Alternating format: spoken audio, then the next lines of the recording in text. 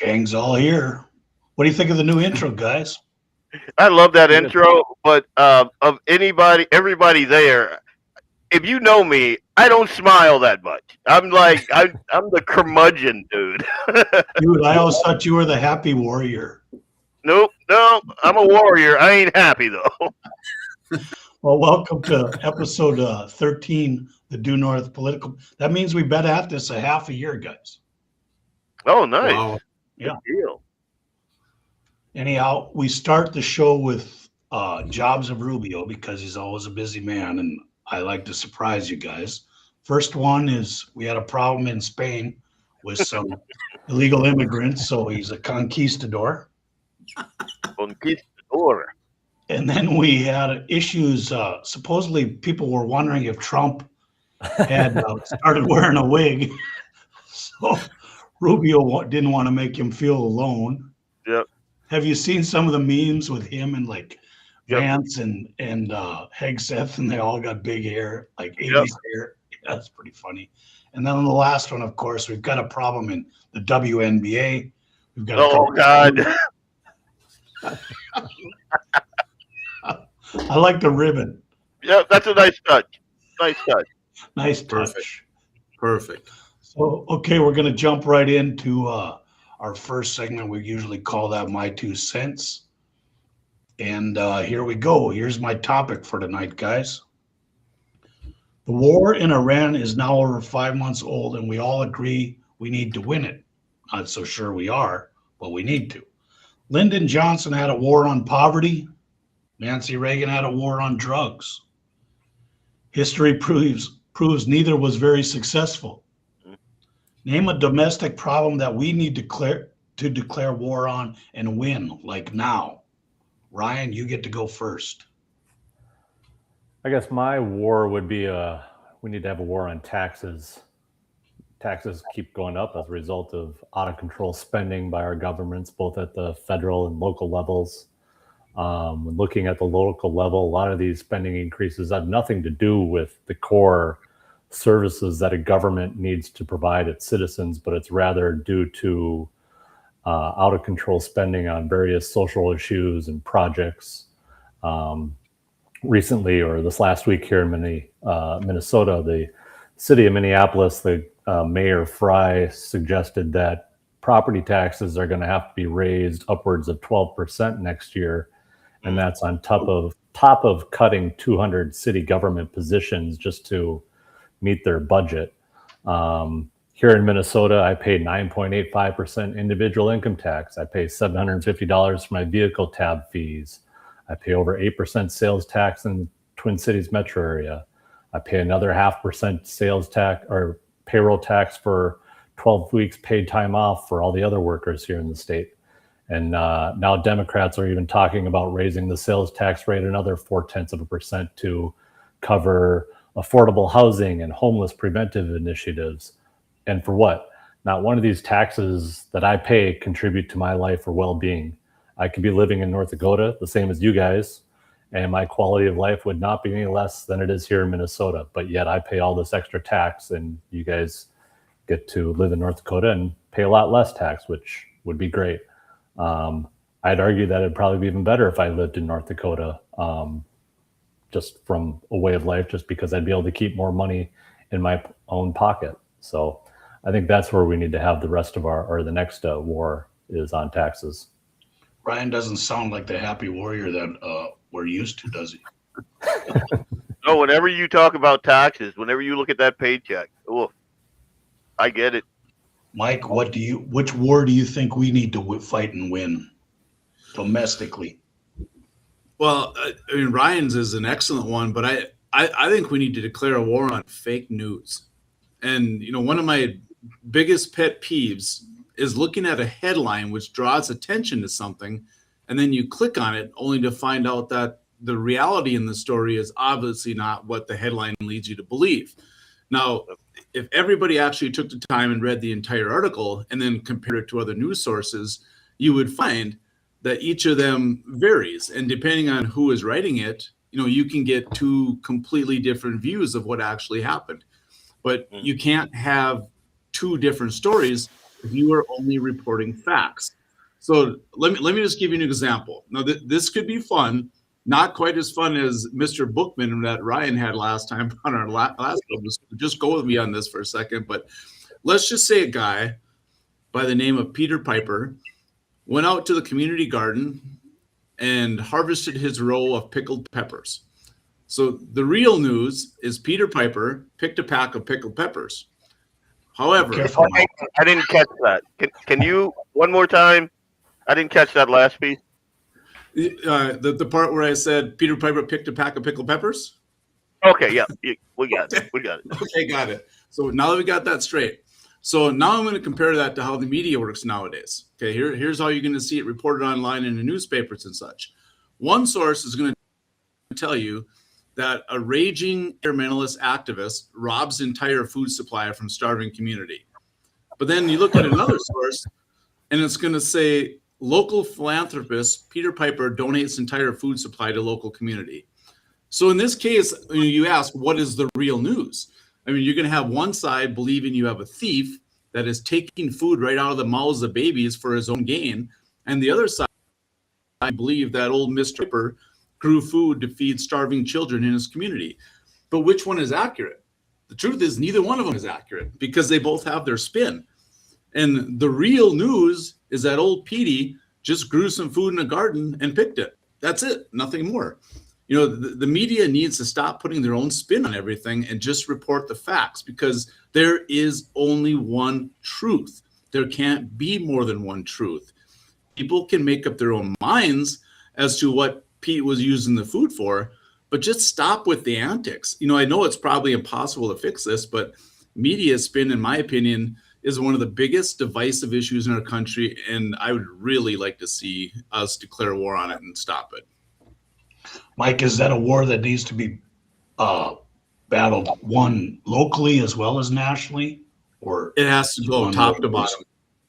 Top to bottom. Every news outlet people need to hear what is the actual thing that happened. Just report what happened and don't put your spin on it, because it's when people put the spin on it, start taking sides. And that's why it's causing so much divisiveness. And that's really not where we need to be nowadays. You made a comment, or the word you used earlier in your discussion here was reporter. Today, I don't think we have reporters. We don't have journalists. They are all opinionated. They're all, opinionists. There is no reporting of fact. As you said, it's all their own spin. So they are no longer reporters like when we grew up. They are just opinionated columnists. Yeah, I would agree. There's very few what I would call investigative journalists out there anymore. There are still some that actually go out and try to find the facts and just report the facts. But I think it comes from their parent companies. They're told that, this is what you're going to say.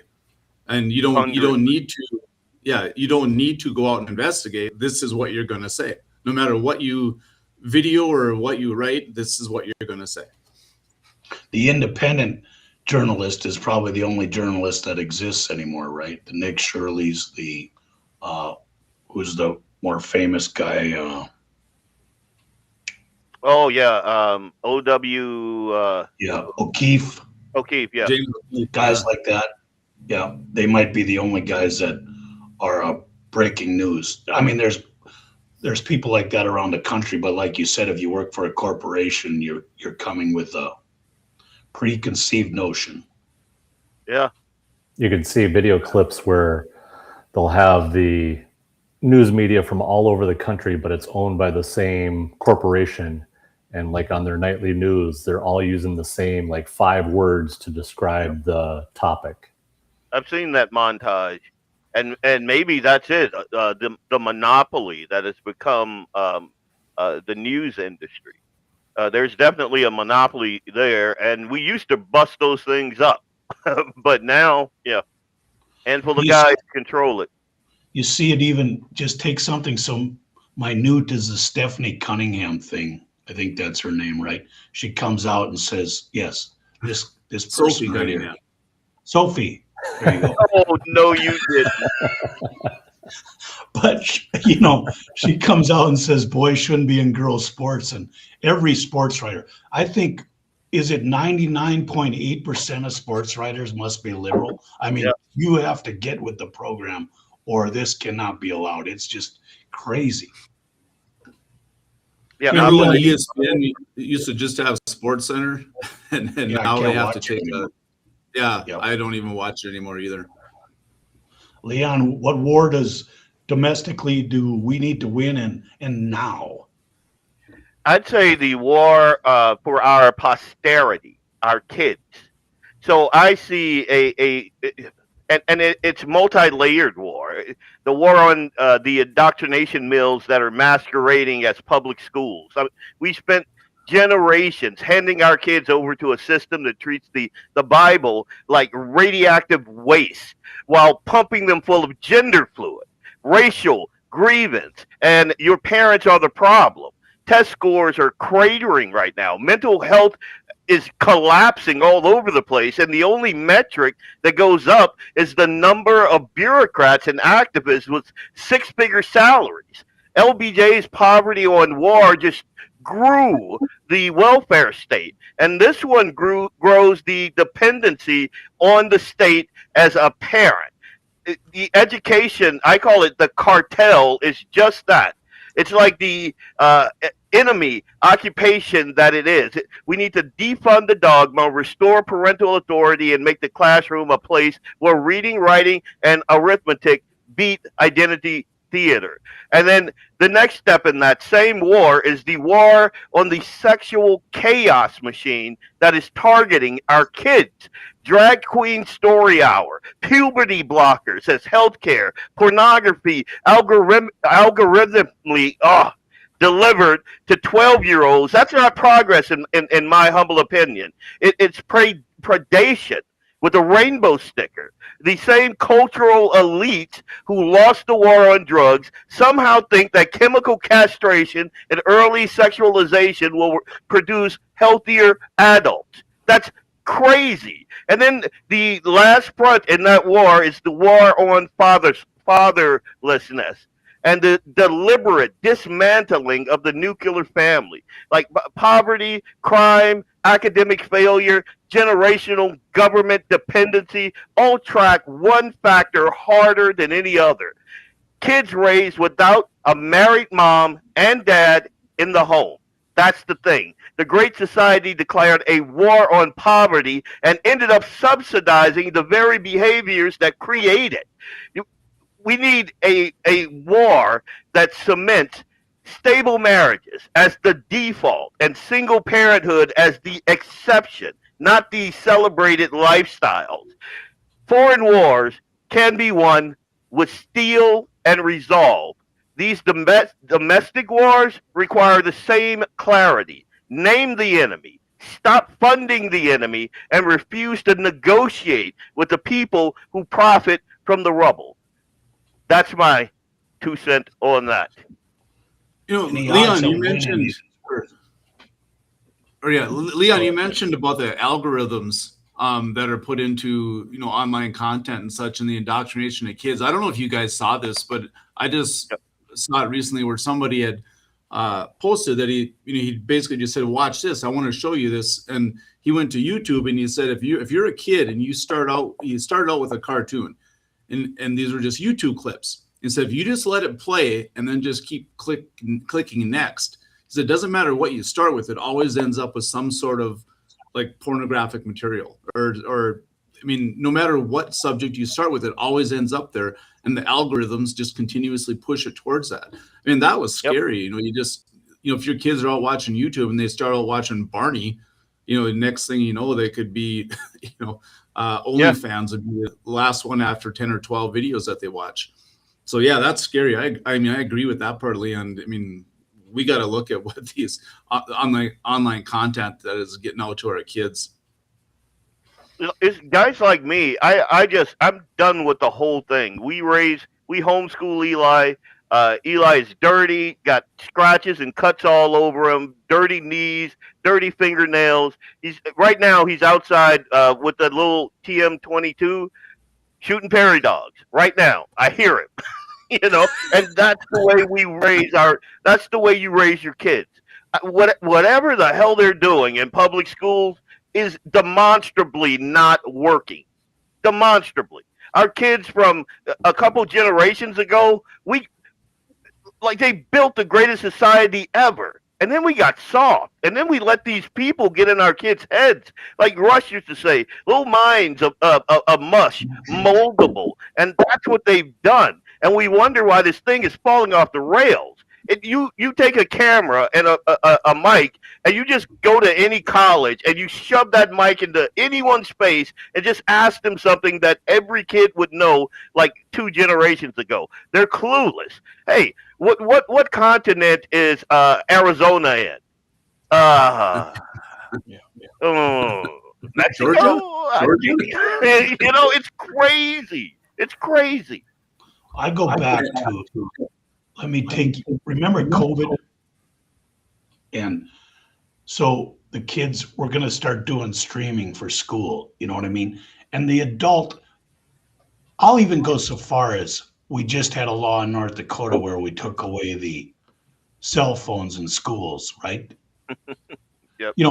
Duh. Yeah. Really? Did you ever think that was a good idea? You know what I mean? But somebody. Where are the Karens, though? The Karens right now are going, we can't. What if there's an emergency? My kid needs to. No. I'm sorry. Do you want them to learn or not? Yeah.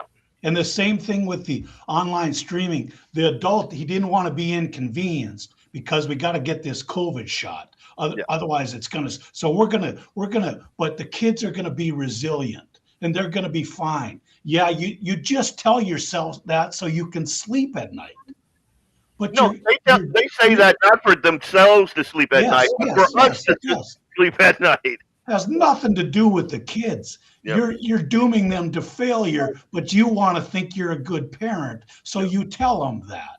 Yep. You know what I mean? It's just self-delusion, so that way you don't have to pop a pill to feel good about yourself. You just keep convincing yourself. Self-help. It's like that. What's that Saturday Night Live? Gosh darn it, I like myself. I'm good enough. I'm good enough. I'm smart enough, and gosh darn it, people like me.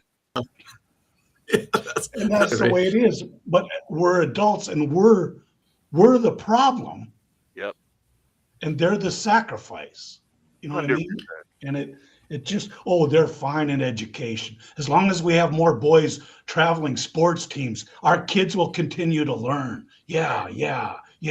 That's it. That's the ticket. I mean, seriously. And we took our eye off the ball big time with that. Perry, mentioning the cell phone bill, I voted in favor to get rid of the cell phones during the last session. And afterwards, I got some nasty phone calls from not only some parents, but also from some teachers and such. And I said, you know what? It's the second day of school. Give it a chance. And a couple of the parents and one of the teachers actually contacted me afterwards and said, I have to admit, after this is all said and done and we're used to it now, and this is like a week afterwards, they said, this is the greatest thing you guys probably ever did. So, yeah, I think that was a great move. And you're right. We got to start concentrating on what's important. They don't need to have a cell phone with them 24 hours a day. I have one thing I'm proud of as a parent. My kids were the last ones to get cell phones. One thing. Oh, same here. I regret as a parent, I ever let them play a PlayStation game. I wish I'd never done that. My daughter must never use her cell phone because I text her and I'll call her and I won't get a call back or a response for, like 6-7 hours. So she must never be on her phone. Yeah, that's by choice, Ryan. I guarantee it. Okay, guys, we're going to bring Michelle in. Leon, you're going to introduce her. She's in for our hot seat spotlight tonight. Here she comes. There she is. I'm stoked to introduce my friend, at Michelle Turnberg. She's currently serving as a Fargo City Commissioner, one of the most conservative up there, fiscally conservative and conservative like across the board. And she's honored to represent her friends and her neighbors and the rest of the city every day. I see the videos of the council meetings, and she's the one with the mom face when the liberals are talking. It's like, how can you be this dumb? She's the gal, and I wanted her to be mayor. And I don't think she's given up that fight, but I think she would make an awesome mayor because we need conservative folks like Michelle Turnberg to. It's going to be a heavy lift. Fargo's in a lot of trouble. Michelle's been like trumpeting the problems for a very long time, and it's falling on deaf ears. But hopefully, she can turn that around. But anyway. Welcome Please. to the hot seat spotlight.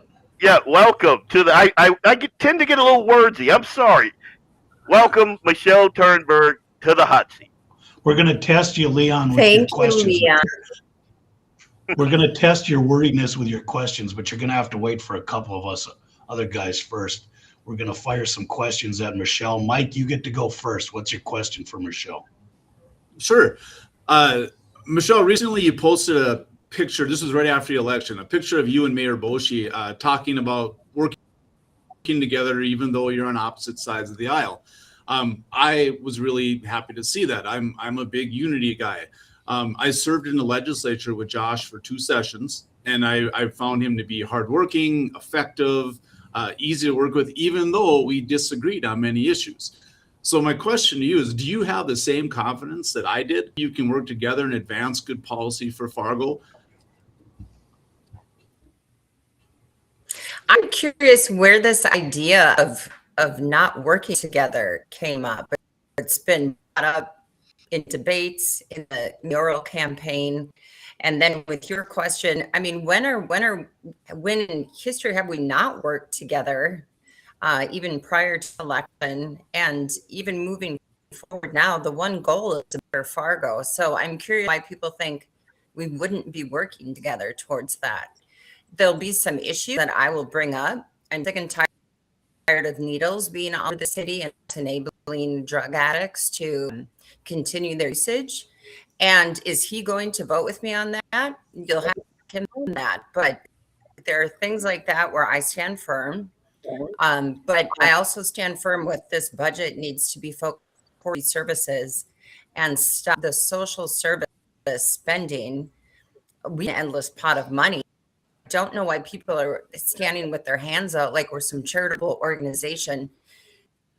City government is not the place for city government to do half the things they're doing. And that's why we're so far in debt. It needs to stop. And we need to be smarter about how we're spending. That segues into my question for you. So we have you're on the city commission. We have a few new members of the Fargo City Commission. You just went through the budget process. Do you think there's a new emphasis or a new focus, or is it the same old same priorities and then we just changed a couple chairs? What came out of that budget discussion that you learned? Well, we're still in the thick of the budget. So only the preliminary budget has been passed, and that just means that the spending cannot go up. It can only go down. But I didn't see any initiative to reduce spending truly with what's been proposed to us. Where we don't need to spending is with our core services and first responders. So when the Fargo Police Department asks for 8 more officers, we give them 8 more officers, not 4. We don't need other bloated departments that are doing focused on things that aren't core services. By core services, I mean things that you are unable to do as a resident on your own. So that's police and fire protection. That's water that comes out of your sink. That's toilets that flush, utilities, streets that are safe to drive on, snow plows that come out in the winter, core cities. The rest needs to be cut. We're in that situation, and I do not see how people are not more adamant about getting out the pen and crossing off requests. So we're still in the thick of it. We've got finance meetings coming up. I'm not nearly where this budget needs to be. I have a lot of ideas and I'm trying to offer them. It's a lot of work to do. This isn't offering any relief to citizens. It's not offering any relief to your taxes. We need to cut. And truly, your property taxes, if you're really concerned about them, you need to be reaching out to your school board members, because the city of Fargo is less than 30% of your property taxes. Your schools are more than 50%, and that's the biggest chunk of what you're paying. So keep in mind, the park board is separate from the city, is separate from the schools, is separate from the county, and each one is trying, I would hope, to do their best to cut and give relief to our residents. Leon, okay, let's hear your wordy questions. Let's see how wordy you get. What do you mean wordy? What isn't, I'm a it was your word. It was your description. Right, I'm sorry. You guys, you know I'm a big fan, Michelle. Always have been. But the one issue that we don't agree on is your opposition to the ward system proposal. I want you, and I'm not going to be wordy, I want you to convince me why it's a bad system. Why do you think it's a bad system? Well, you know, what is broken right now? That's what I'm curious about. What is so broken that we need to change our whole governance policy for our city? You know, if you're worried about representation, the representation is spread throughout the city. This cost Fargo taxpayers hard costs $50,000 up to $100,000. When you look at, we don't have any electronic ballot machines. This group decided to do it in a way where we have a special election where only 7 people historically will come out to vote, rather than putting it on the November ballot where you would have 45% people voting on it in your governance. And to me, this is a very sneaky way of doing it. It's costing you money. It's going to cost the city more because we're adding more people. I don't see that anything is broken. We did have a ward system over 100 years ago, and Fargo said this isn't working and this isn't what we want. Right now, you can vote for commissioners, the group one, to, because every one of those commissioners will vote on every issue of the entire city. Going forward, you only have a person, even though that person will vote on the entire city and has to know the entire city. So to me, this is going down the road. Is we want to emulate Minneapolis?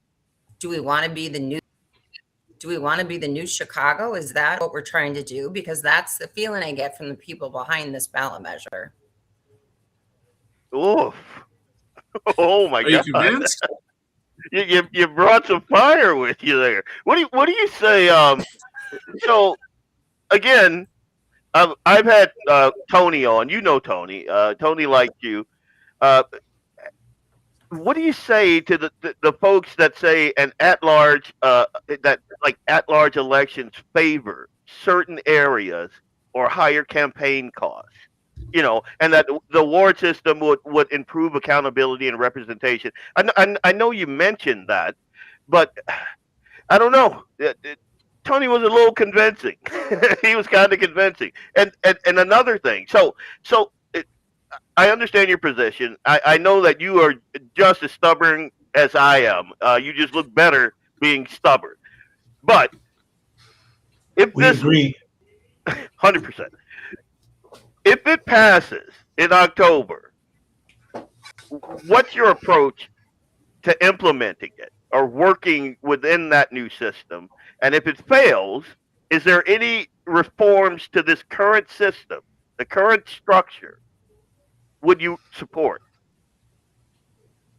We absolutely need to change this election June to November. To me, is the biggest. June, people are thinking about pontoons.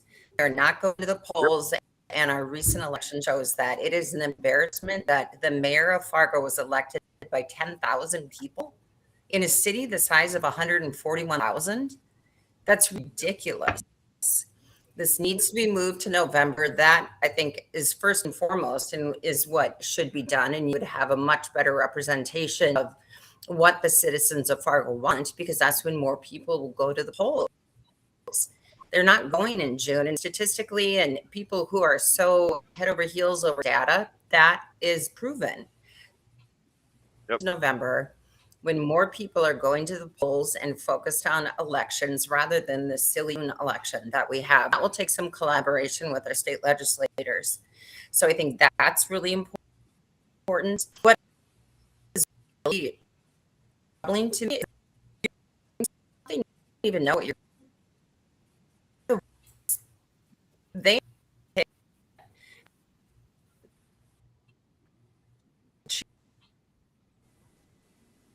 to sit on it to figure where the boundaries behind people pushing for this. You know, it can make your mind spin and like, what are you know, is this elected? Is this to get more of your people in office? What are you trying to do? Because this seems like as you have less of a voice. What they're saying is that it gives you more of a voice. You're picking one person that represents you. Right now, you can talk to 5 different people that represent you. Now you're moving on. And what if you're a horrible candidate pool? What if you have one candidate that is the exact opposite of your beliefs? Stuck with that. It's just so many things. And I think the way it was drafted, you're having a special election cost over $100,000. October 6th, when less than a month we could do it on the November ballot for extra cost, is ridiculous. And this is by a million paper cuts he has incurred the last several years. 10,000 here, 10,000, 100,000 here. Oh, it doesn't matter. And this, that's nothing. It all adds up. And this to me is a travesty that they're spending this money on a system that isn't broken. Now, if we wanted to, we could add 2 more commissioners, still back in spend mode. Our budget isn't really in a place where we're in a position to spend, but then at least you're voting for who you want. And those people in the city where you're stuck voting for one person who will still vote for the entire city. So it frustrates me. Well, I need you to tell me how you really feel, Michelle. I feel I'm transparent. You mentioned earlier. I think I'm pretty transparent. This is my last question. You mentioned earlier that I forget the topic we were on, but you said I don't know how this gets out there, how this gets misrepresented. So anything you want to leave our listeners with, like anything about your service, your priorities? Well, you just kind of went through the whole ward debate, but anything that they may feel, or you may feel that was misrepresented about you and your positions, and you want to clarify that. And you can just take as long as you want. I'm going to overrule Perry on this. Well, people get, I'm awfully brave behind a keyboard. And, it's a time for people to come back attack, especially on social media, whenever we post issues or post things or try and communicate with the public. And I sometimes baffles the amount of people who are so upset or so just my stances are so the best for Fargo. First and foremost, I want the best for Fargo. I want our citizens to save money and be stewards of their money and spend. I want to put public and foremost.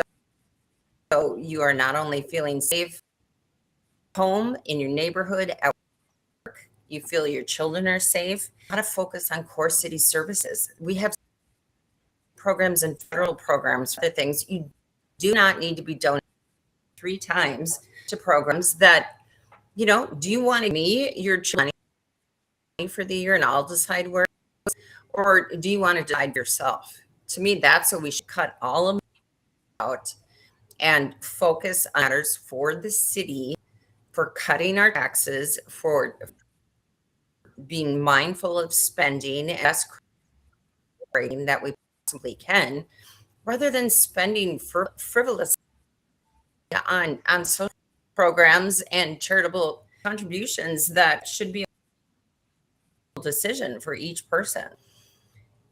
I want what's best for the city. I guess if people get upset, I don't know why. I'm a good person. I'm really welcoming of all people. Yep. I listen to people every day. I go meet with people. Every single day I'm meeting with people. And they also say, oh, have you reached out to a commissioner?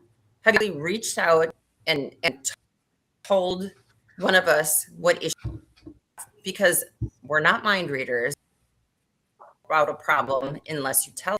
And so I get that all. And so I meet with people all the time, and that's how things are done. But it's got to be a two-way street. You and Mike, you and Mike must have went to the same school. That's all. I remember that too, Leon, when she said that. I think that was way back in episode 2. I think I asked you if you'd actually contacted your commissioners, and so no, yeah, I've yelled at them. Michelle. I've yelled at them. I've ranted at them. How effective Ryan, is that, Michelle, when you get someone yelling at you? Ryan, you've got some receipts from the June election. Run them by. And no one will say anything. Send unanimous no's or hide behind a fake profile on Facebook, but you want action and you want change all the time. They just don't come up in meetings and don't come up on the news. But residents have reached out. We don't want sidewalk in front of our businesses. Industrial part of town, fixed it. We don't want sex offender building down the street and a women's shelter, fixed it. It could go on. The media hear about it. Residents don't always hear about it, but I will work to fix it. And that's how we get things done. But it's got to be a two-way street of communication. And if I don't know about it, there's nothing to do. Michelle, from my perspective, I think you're too specific, and it just works better if you talk in the vanilla generalities that everybody else does, the normal politician, and then they can't.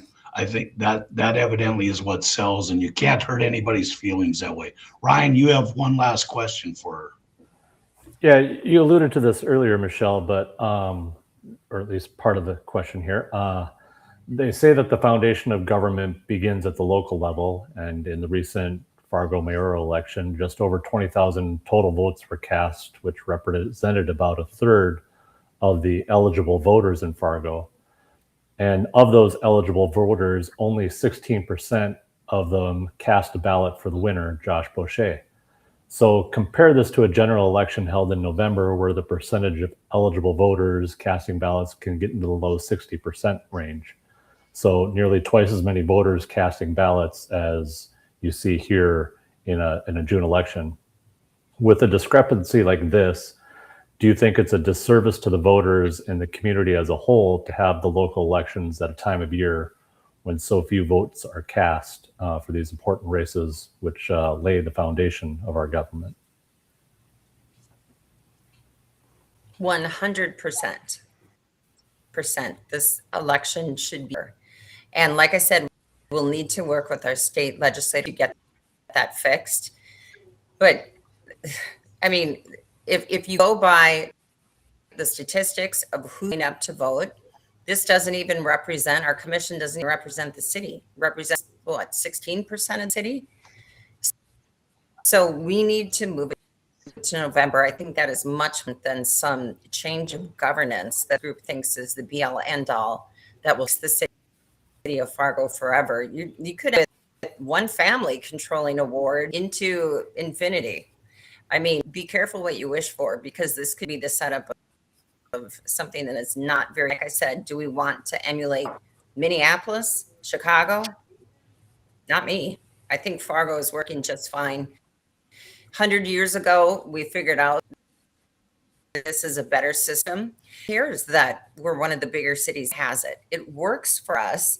And just because it works for us and doesn't work for another city, it's not broke, let's not fix it. So I 100% agree this needs to move to November.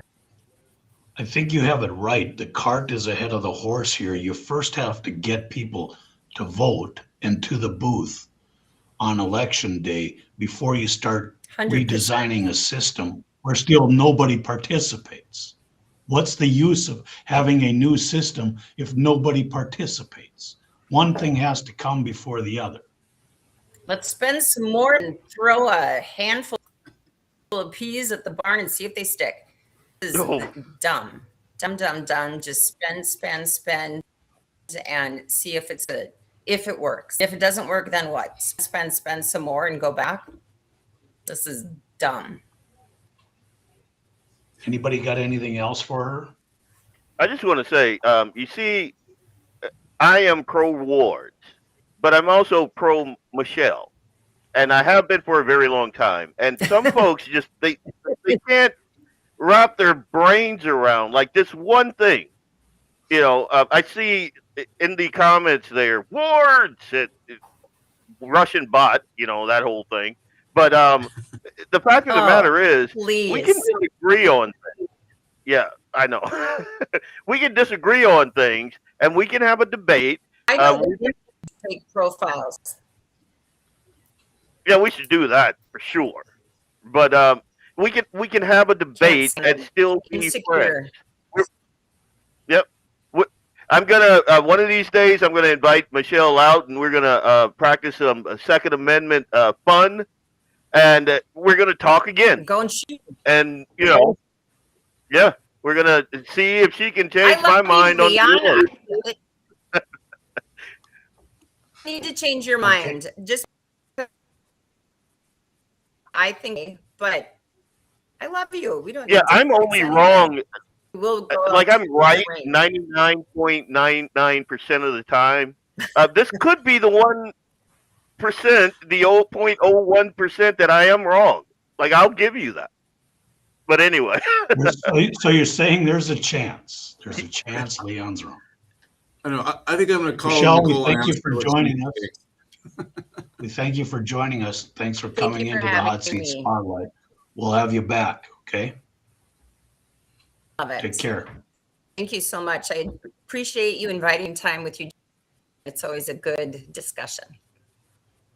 See ya. Thanks, Michelle. Okay, guys, let's move on to continue the show. We're on to the Fire Away segment. Here's my premise. Oh. Ready? Mark Meckler recently posted that we need to stop pretending there are better people out there to elect that will actually solve problems. They may exist, but only at the margins. Not enough better people to make a legitimate difference. There's way too many grifters. The grifters outweigh the good people 10-1. Ryan, are we a long way from men who pledge their lives, their fortunes, and their sacred honor? Is Mark correct that the founder types only exist at the margins? Do you agree with him? I would agree with him that we've got very few founder types in the politics nowadays. At the time of our founding fathers, 250 years ago, there was one overriding question, and that was that they worked towards in answering everything they did. And that question was, what is best for the country? All of those men had differing opinions of what the best looks like, but they were all able to come together and come to an agreement at the end of the day, which was our Declaration of Independence and our Constitution. We don't have that anymore. We can't even get a continuing resolution passed to fund the government, without it government being shut down. I shudder to think what would have happened if our current politicians were around 250 years ago. Today's political parties could be boiled down to basically, yeah, WAMI may be bad, but we aren't as bad as the other guys. That sure is one hell of a platform, isn't it? Today's politics looks politicians is looked mostly as a career, especially at the national congressional level. It's no longer let me serve 2 or 3 terms and see what we can accomplish before turning it over to the next person. It's if 2 terms or 8 years was good enough for George Washington, then it should be good enough for everybody else that comes after him. But as we've seen over and over again, with the most recent examples being the Mitch McConnells, the Chuck Grassley's, the Nancy Pelosi's, the Maxine Waters, they think it's their God-given right to serve until they die. These people only care about 3 things: their egos, their bank accounts, and doing anything to get reelected. If they actually cared about this country, they would have been gone a long time ago, but they don't. And the people of this country actually need to take the country back themselves, because those in Washington, unlike the founders, aren't doing it for the American citizens. Guys, can we, based on history here, we have 60 years, I'm alive 60 years. Can we say that incumbency has been an abject failure? Has it not proven that this thing of just staying there, we have people heck, we can't even, Mitch McConnell hasn't been seen in like 45 days. Yeah. Can we just say objectively, it's proven, it's not subjective, incumbency has been a destruction? Yep. I agree. If you disagree, tell me. It breeds. Go ahead. Sorry. Somebody. Go ahead, Leon. I was just going to say, you're 100% right. This is where the deep state comes from, right here. It comes from these incumbents that believe that it is their birthright to be there. Like you said, where's Mitch McConnell? Has anybody seen it? You're so old, and your mental faculties have so declined that you can't stand up for like a 20-minute interview. Then we have a problem here. We have a problem. And you mentioned like back in the day, these were guys that went in, they had skin in the game. They went in, they did the best that they thought for the country, and then they went home. We don't have that anymore. It'd be one thing if they were getting these amazing results. Yeah. But $40 trillion in debt, I keep saying it's like being the owner of the Yankees or the Dodgers. If you could just keep throwing money to win elections, well, that's an easy job, isn't it?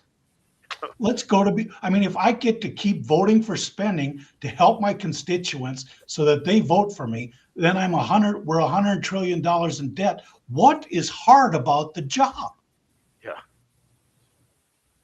I blame a lot of these politicians, but I think there's got to be plenty of blame to be bestowed upon the American voter, because I would almost guarantee you that even after what we've seen from Mitch McConnell, or haven't seen of Mitch McConnell in the last 45 days, if he were running for re-election this November, odds-on favorite to win the election from the voters. Guaranteed. So Guaranteed. The voters are a problem too in this. Mike, here's your question. It is said Ryan has a good segue there. It is said you get the government you deserve. But should we give citizens some credit here? It isn't easy to tell the pretender from the sincere person, is it? We've all been fooled by this. We go back to the Tea Party days. We go back to watching Tucker Carlson on Fox News. It is not there. I wanted to do it again. So It's not easy to tell the pretender from the sincere person, is it? Well, you can't deny that you get what you vote for. That's for sure. And I've said it on the show before that I really wish all the voters, and I know some do, but I wish all voters would really do a deep dive into the candidates before they cast a vote. And I mean, you have candidates that announce for office, and the first thing the candidates have to do is delete their Twitter and their Facebook accounts. I mean, that should be sign number one, that they're hiding things they don't want you to see that you've posted. And now, especially with the rise of the Democratic Socialists of America, I mean, people they just really need to read some history lessons on socialism, how it has failed every single time that it has been implemented anywhere. They make it all sound good and rosy and such, but the harsh truth about socialism is that it destroys everything it touches. I would really love to see every school in the nation start teaching how bad socialism is, so when these students graduate, their minds aren't warped thinking about the warmth of collectivism, like our buddy Mamdani out in New York stated. Speaking of Mamdani, I've seen several reports now of people having buyer's remorse, or whatever you want to call it, after they voted for him, stating that this is not what I asked for. No, this is exactly what you asked for. You voted for it. He's delivering exactly what he said he was going to do. If you didn't do your homework, that's on you. It's actually pretty easy to tell the pretenders, like you call them, from the sincere people. I mean, the pretenders are going to go out there and promise you the world, fully knowing it's completely impossible. The voters just really need to do some homework, and it should be pretty easy to tell who's who. I didn't know your answer, but I brought this photo tonight because I wanted, and Mike will let you comment on this, but look at this. Yep. You know what I mean? They didn't realize that they're going to be the first ones eaten. Yeah. They thought they were going to come after me and you first, but they include everybody in that pile, and they're going to, power needs to exist, and to have power, you're going to have to take care of your rival first. The smartest people in that group are the Islamists. Yes. And it's not even close. I mean, again, the Queers for Palestine. Yeah. Okay. Enough said, right? Yep. Leon, your question. Mark's solution is a convention of states to place amendments in the Constitution to constrain/handcuff those elected. Is he right? Oh, now when I was thinking about this question, like, dude, you couldn't have given me a harder question. You could not have given me a harder question. Maybe it wasn't intentional. You know that I am a huge Mark Levin fan, right? And I remember when he was going on and on and on about the Convention of States, and I was all on board. And then I got to talking to some of my, like a ton of my friends, and they had concerns about it.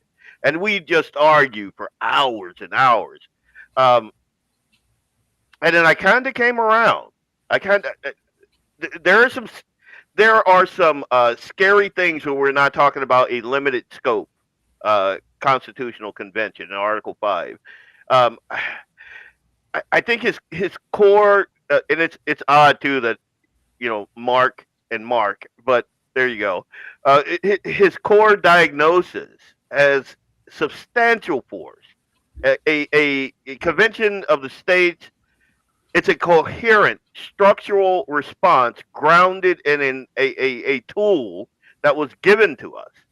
But the risk of a runaway convention, that's not imaginary, especially when you're thinking about today's polarized environment.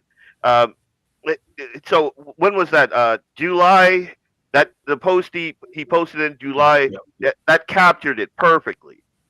Congress has expanded federal power and spending across decades, regardless of which a party is in charge.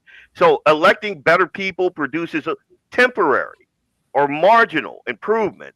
And the only durable fix to this is to put shackles on the federal government via the state-driven amendments. And I can see pros and cons for like the incentive problem is structural.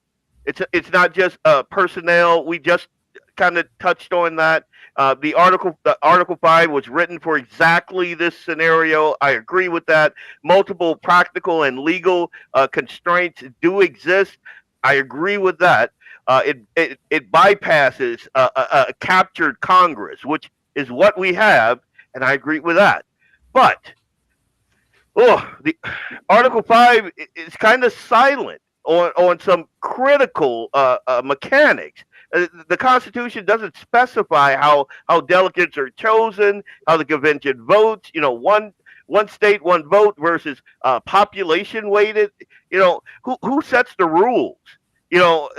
How strictly is the agenda enforced? I think it was 1787 precedent is the classic cautionary tale. That was the Philadelphia Convention. It was charged with revisiting the Articles of Confederation, and it produced an entirely new constitution. I mean, those are real. Those issues are real. They're not imaginary. I think he's right that personnel changes alone have just gotten us where we are. Repeatedly fail to reverse the long-term expansion of federal power, and that the Constitution does give us tools to correct that, but we need a limited scope model with a high ratification threshold and historical practice around interstate conventions. I don't know, dude. This was a hard one. Remember the balanced budget amendment? So one time I got into Rush Limbaugh and I called him and I apologized for both our senators, Kent Conrad and Byron Dorgan, because they were the one vote. And we've tried everything else. You can't defeat incumbency. Not with like Mike says, with the American people the way they are. With them uninformed as they are, it's too easy. Heck, we're informed and we fall for grifters. Yep. So it's the one thing federalism hasn't been tried. The states constraining the government, states constraining the federal government, and maybe it's the answer. I just thought it was an interesting question, and that's why I brought it to you guys tonight. Yeah. That shadow of 1787. That's my sticking point right there. Okay, we're gonna move to our looky here theme. I think that's this. Yep, looky here. That's how we end each segment. We're gonna start with me. Okay. I don't know if you guys saw this. This says, look at the Trump hit, since he took office, 1.3 million foreign workers have left the job market, have lost jobs. Meanwhile, 1.7 million native-born Americans have gained.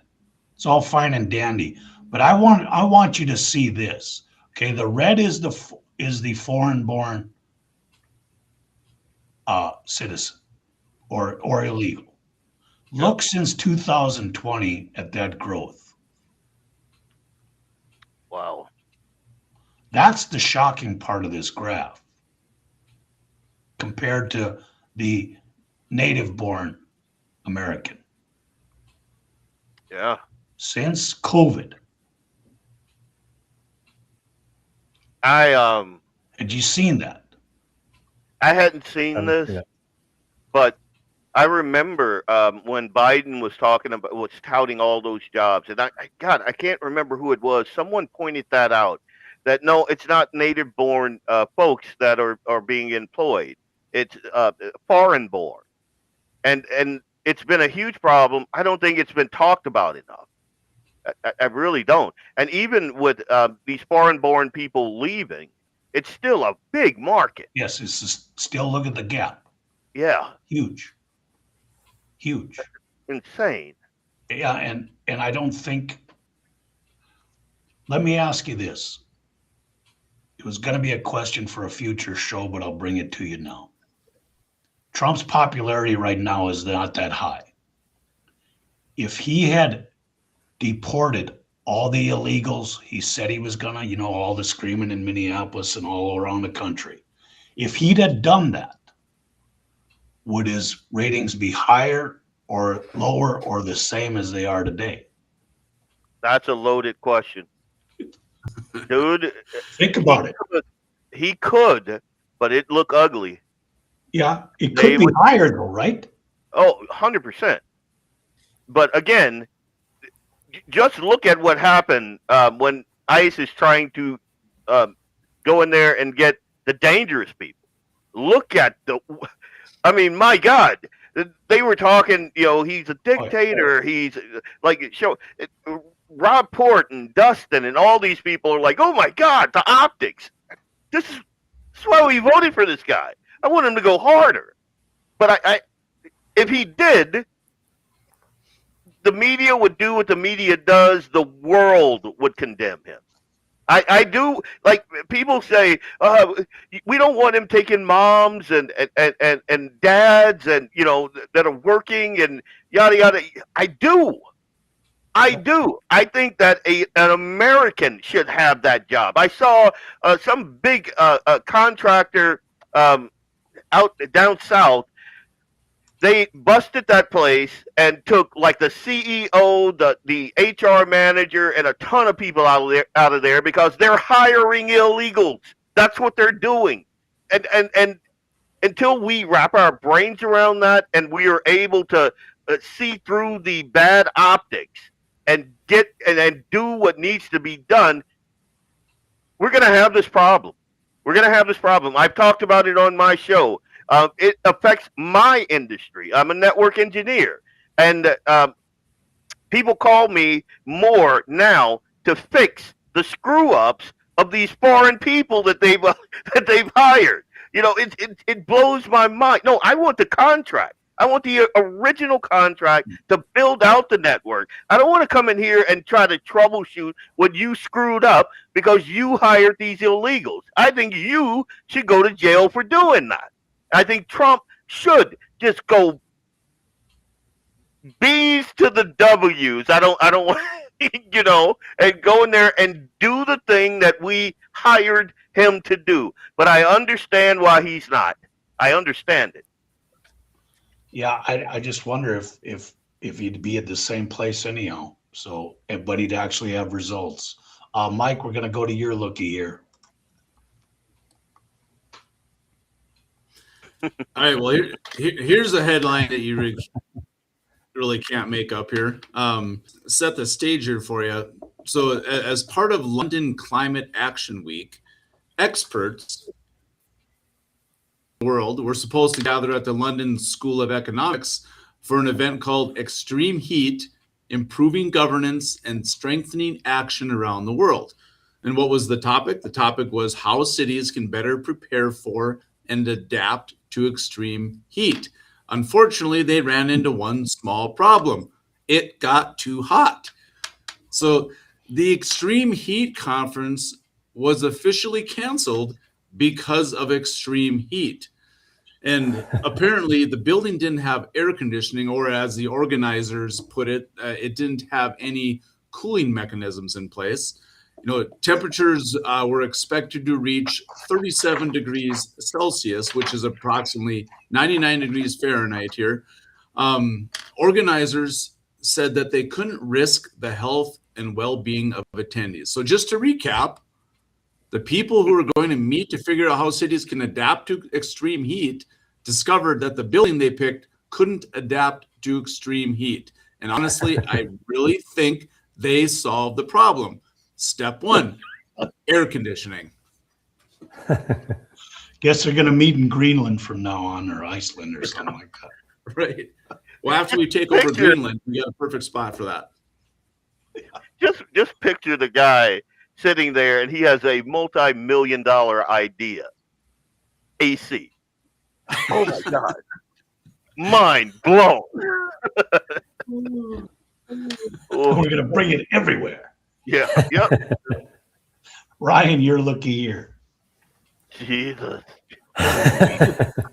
Well, my looky here is again another installment of the crazy right back here in the backyard of Minnesota.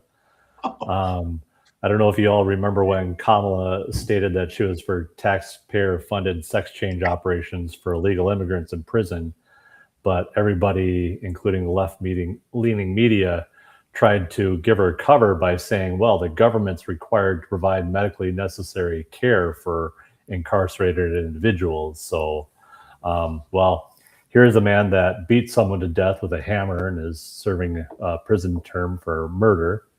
And then he also set a fire to the victim's house at that time. He's in the state prison here in Minnesota.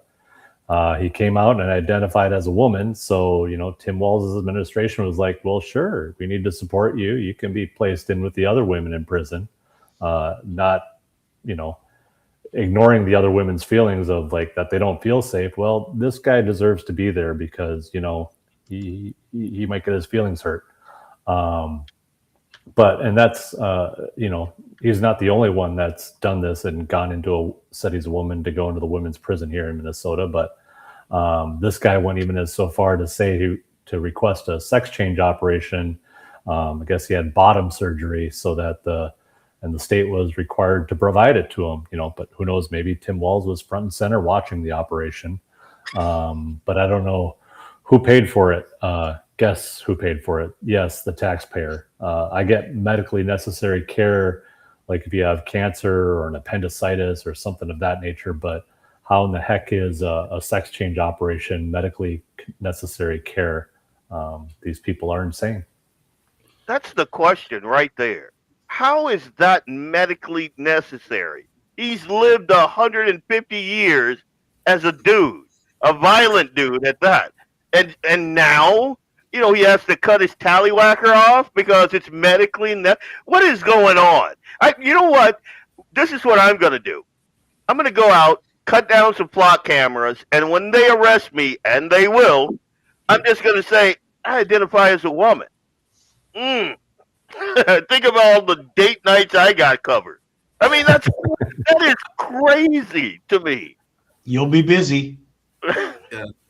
Has anybody ever questioned that, Ryan? The medically necessary care? I mean, if you ask, not that I know of. That's your project for the next 2 weeks, and I want a book report on our next show. Ryan and I have the same dad, and he's been gone now for Shocking. 13 years. He's been gone for 13 years, and he was a rough and tumble guy, a truck driver. And his idea quite often was just bring some of these guys to the truck stop, and we'll take care of them. Yep. Well, I don't know if you could do that with today's truck stops as much anymore. No. Yeah. It'd be like the Yellowstone show. What do they call that? The railroad. Yeah, we're gonna bring them Train station. Yeah. to the train station. Bring them to the truck stop, and then we'll take care of them.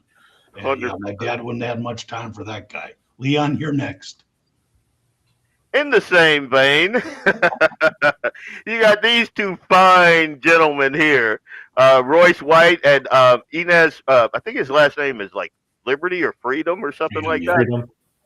Yeah. So I don't know if you guys have seen here lately, the WNBA has got their skirts all up over their heads because the whole transgender issue apparently is a huge deal. And you got a couple of people like Sophie Cunningham right there. She's like, what are we even talking about? Women should play in women's sports. Like, what are we even doing here? But she got so much pushback. So much, even the WNBA, the leadership, even her coach, even what's the gal that we used to all support? I'm drawing a blank. Really good. She's drawing eyes Michelle to Obama? No, the basketball. No, even she was squishy on the answer. The gal that is getting beat up. What's that? Caitlin Clark. Caitlin Clark. Yeah.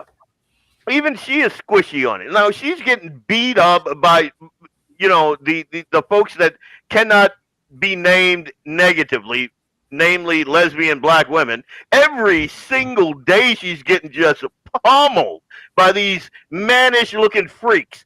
And when they ask her, she soft shoes on it. And so now you got these two fine gentlemen who are, I have no doubt, are going to be stunning, beautiful, and brave. They put on wigs and they have submitted their application to the WNBA draft. I couldn't be happier. Royce looks fabulous in a blonde wig.